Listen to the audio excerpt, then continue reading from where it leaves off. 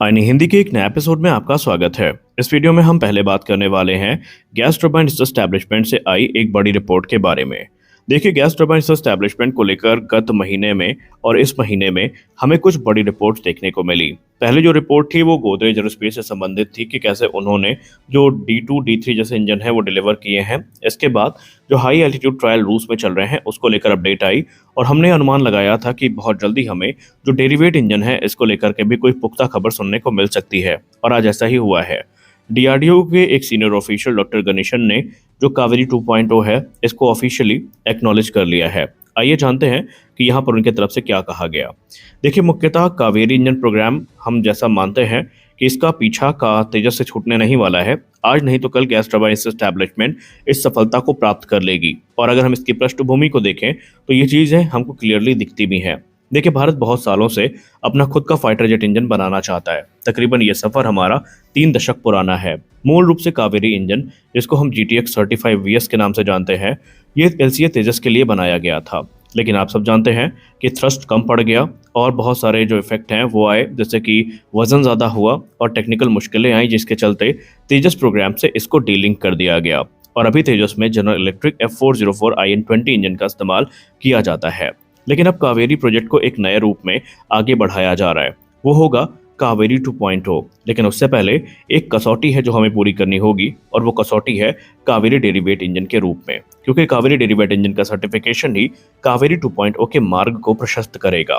Kaveri derivative engine की बात करें तो इसको हम ड्राई कावेरी भी कहते हैं, क्योंकि ये बिना आफ्टर बर्नर्स के है, जो कि थ्रस्ट तो कम देता है लेकिन स्टेल्थ प्लेटफॉर्म के लिए, खासकर हमारे यूकैप्स के लिए ये परफेक्ट माना जाता है। इस समय टेस्ट में इसने तकरीबन 49 किलोन्यूटन का जो थ्रस्ट है ये प्रदान किया है, और कुछ टेस्ट में ये लेवल 50 से लेकर 52 किलोन्यूटन तक पहुंच गया है। मुख्य तौर पर इसका इस्तेमाल जो घातक ड्रोन है उसमें किया जाएगा, और अब तक इस इंजन ने काफ़ी प्रोग्रेस कर ली है। जैसे कि इसके ग्राउंड टेस्ट पूरे किए जा चुके हैं। रिपोर्ट्स बताती हैं कि काफ़ी हद तक ऑलमोस्ट जो हाई एल्टीट्यूड टेस्ट हैं रूस में ये पूरे हो चुके हैं। गोदरेज एरोस्पेस ने D1, D2 और D3 जैसे जो प्रोडक्शन यूनिट है ये डिलीवर कर दी है या बना रहे हैं। और इसके अलावा 2026 में खुद गवर्नमेंट ऑफ इंडिया ने एक डेडलाइन रखी हुई है कि 2026 में जो सर्टिफिकेशन है उसको पूरा करना होगा, और उम्मीद भी है कि ये पूरा हो जाएगा। और इसमें अगर हम बात करें सर्टिफिकेशन की, तो इस दौरान ये इंजन हमें एक फ्लाइंग टेस्ट बेड में देखने को मिल सकता है।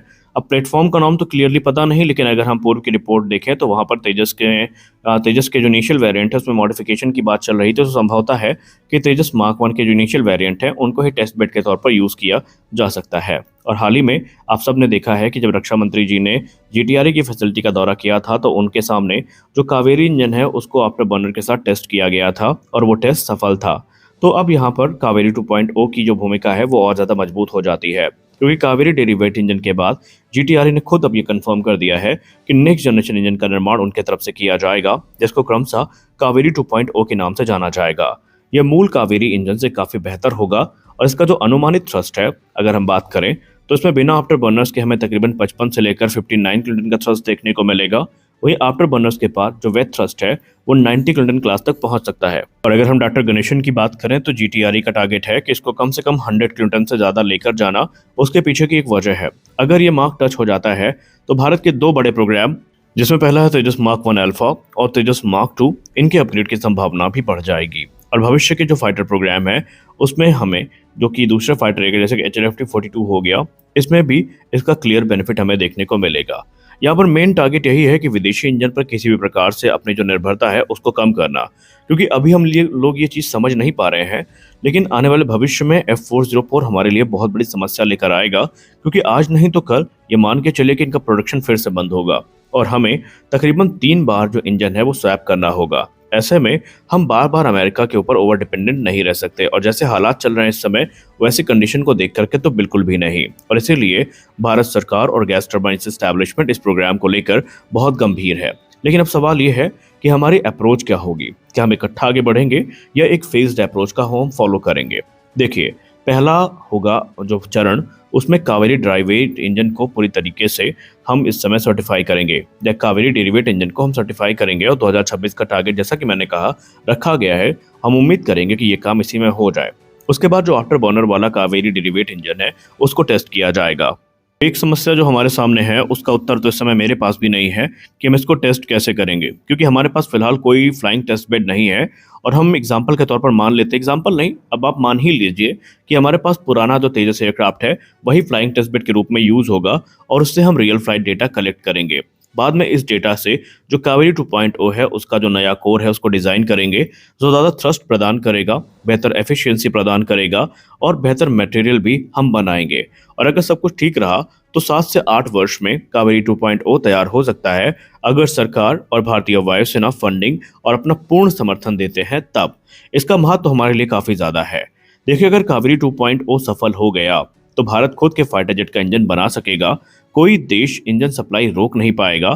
खास तौर पर अगर युद्ध की स्थिति हो गई या कोई जियोपॉलिटिकल टेंशन हो गई तो उसमें हमें कोई अवरोध नहीं देखने को मिलेगा और हम अपना काम अपने से कर पाएंगे। और तेजस के लिए तो ये पूरा का पूरा वरदान है और दूसरे हमारे जो प्रोग्राम है उनके लिए भी ये एक वरदान के रूप में देखने को मिलेगा। इसके अलावा जो हमारे भविष्य के ड्रोन प्रोग्राम है उनको भी इससे मजबूती मिलेगी और हमारी जो प्राइवेट इंडस्ट्रीज हैं इनके लिए भी ये किसी वरदान से कम नहीं होगा। जैसे कि गोदरेज हो गए, लार्सन एंड टुब्रो हो गए, हिंदुस्तान एरोनॉटिक्स लिमिटेड हो गए, ये कंपनियां भी लगातार इवॉल्व करेंगी। यानी आसान शब्दों में बात करें तो कावेरी डेरिवेट इंजन की जो अच्छी टेस्टिंग है वो हमें करनी होगी और जल्दी से जल्दी करनी होगी, क्योंकि यही आगे चल के कावेरी 2.0 पर हमारा जो मार्ग है प्रशस्त करेगा। और क्योंकि अब जीटीआरई ने इस चीज़ को एक्नॉलेज किया है तो हम मान लेते हैं कि ये प्रोग्राम अब वाकई काफ़ी रफ्तार के साथ बढ़ रहा है। लेकिन एक चीज़ आपको हम बता दें अभी से कि यहाँ पर जो बातचीत हो रही है इसका कोई मतलब नहीं निकलेगा अगर सरकार इस पे अपना पूर्ण समर्थन नहीं देती है। आपको सुनने में ज़रूर खराब लगेगा, लेकिन आप खुद सोचिए कि यहाँ पर जीटीआरई प्लान कर रही है और बाद में पता चलता है कि हमारे पास जो जरूरी इंफ्रास्ट्रक्चर है वही नहीं है, हमारे पास फ्लाइंग टेस्ट बेड ही नहीं है, हमारे पास उतने फंड ही नहीं है कि हम इनकी टेस्टिंग को बना पाएं या कर पाएं। अब आप खुद सोचिए, अगर बार बार आपने एक नया इंजन बना भी लिया लेकिन आपके पास उसका सपोर्ट इंफ्रास्ट्रक्चर नहीं है तो आप कब तक रूस पर आश्रित रहेंगे। कावेरी डेरिवेट इंजन की हालत ये है कि हमें बहुत ज़्यादा स्ट्रगल करने के बाद एक लिमिटेड टाइम स्पेस मिल रहा है और इसी टाइम फ्रेम के अंतर्गत हमें उनके टेस्ट करने होते हैं। और डिफेंस एक्सपर्ट और खुद जीटीआरई के पूर्व वैज्ञानिक कह चुके हैं कि जिस प्रकार का स्ट्रक्चर इस समय टेस्ट के लिए यूज़ किया जा रहा है वो बिल्कुल भी सेटिस्फैक्ट्री नहीं है, क्योंकि आप चंद घंटों में इंजन परफॉर्मेंस और रिलायबिलिटी को चेक नहीं कर सकते। तो ऐसे में सरकार को जो इंफ्रास्ट्रक्चर उसको सपोर्ट करने के लिए भी कदम उठाना पड़ेगा, तभी इस इंजन प्रोग्राम का कोई अर्थ निकलेगा और तभी हम समय पर इंजन बना पाएंगे। खैर, आप इस इंजन प्रोग्राम को लेकर क्या सोचते हैं? क्या आपको लगता है कि वाकई अब जीटीआरई ने जो कॉन्फिडेंस दिखाया है इसके पीछे कोई वजह है और हम कावेरी 2.0 को बना पाएंगे? आप अपनी राय कमेंट सेक्शन में अवश्य दें। साथ ही साथ क्या आपको लगता है कि अगर भारत 90 किलोटन का इंजन बना लेता है तो फिर इससे हमारे जो तेजस मार्क 2 प्रोग्राम है उसको भी बड़ा बेनिफिट मिलेगा और ये भारत के लिए गेम चेंजर हो सकता है? आप अपनी राय जरूर दें। मिलते हैं अगले वीडियो में, तब तक के लिए जय हिंद।